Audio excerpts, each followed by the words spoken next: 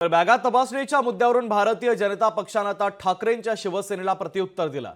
निवडणूक आयोगाकडून फडणवीसांच्या बॅग तपासणीचा व्हिडिओ आता भाजपने पोस्ट केलाय। काही लोकांना तमाशा करण्याची सवय असतेच, भाजपने आता अप्रत्यक्षपणे हल्लाबोल केलाय। 7 नोव्हेंबरला फडणवीसांची बॅग तपासणारा व्हिडिओ भाजपकडून आता पोस्ट करण्यात आलाय। कोल्हापूर विमानतळावर देखील 5 नोव्हेंबरला फडणवीसांची बॅग तपासल्याची माहिती आता समोर आलेली आहे। ना व्हिडिओ काढला ना आगपाखड केली म्हणत भाजपने आता चिमटे देखील काढलेले आहेत। हे हास्यास्पद आहे। आपल्या इतरांच्या बॅग तपासून घ्यायच्या, मग आपल्या बॅग तपासून शोकेस दाखवायचा। गडकरी जी म्हणालेत, फडणवीस जी म्हणालेत आमच्या बॅगा तपासल्या, तो एक दाखवण्याचा सोंग होता। त्यांनी पूर्वीच प्लॅनिंग करून दाखवलं होतं। त्यामुळे मला वाटतं की त्यामध्ये बोलण्यामध्ये काही तथ्य नाही। आता याच्या आधी जेव्हा सत्तेतले लोक होते तेव्हा त्यांच्या बॅगा तपासल्या गेल्या नव्हत्या। मग विरोधकांच्या बॅगा जेव्हा तपासल्या, जसं की उद्धव ठाकरे साहेबांची बॅग तपासली, तेव्हा उद्धव ठाकरे साहेबांनी त्याचा एक इश्यू केला की करायची असेल तर दोघांची करा, करायची नसेल तर दोघांची करू नका।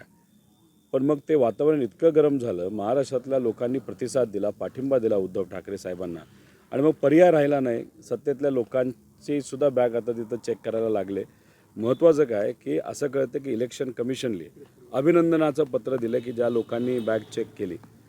आता माझं एकच मत आहे, चांगली गोष्ट आहे, तुम्ही अभिनंदन करताय, पण जर बॅग चेक केली नसेल तर त्या लोकांवर पण तुम्ही कारवाई केली असेल, कारण तुम्ही दोन्ही बाजूनी विचार करत असाल तर ते कारवाई केलेलं पत्र एक पुढे यावं। सातत्याने विरोधी पक्ष नेत्याच्याच बॅगा कशा होत, उद्धवजींना टार्गेट केलं जाते, रोज उद्धवजींची, अमोल कोल्हेंची, असं कसं होऊ शकतं?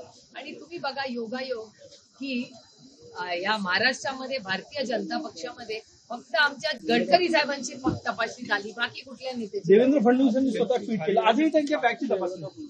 आज कशी काय झाली? कारण का टीव्हीवर 2 दिवस एवढं उद्धवजींचं बोलल्यामुळे आज लगेच त्यांची तपासणी झाली। इतके दिवस का नाही झाली आधी? उद्धवजींच्या आधी का नाही झाली? लोकशाही मराठी ऐका, पहा, जागरूक रहा।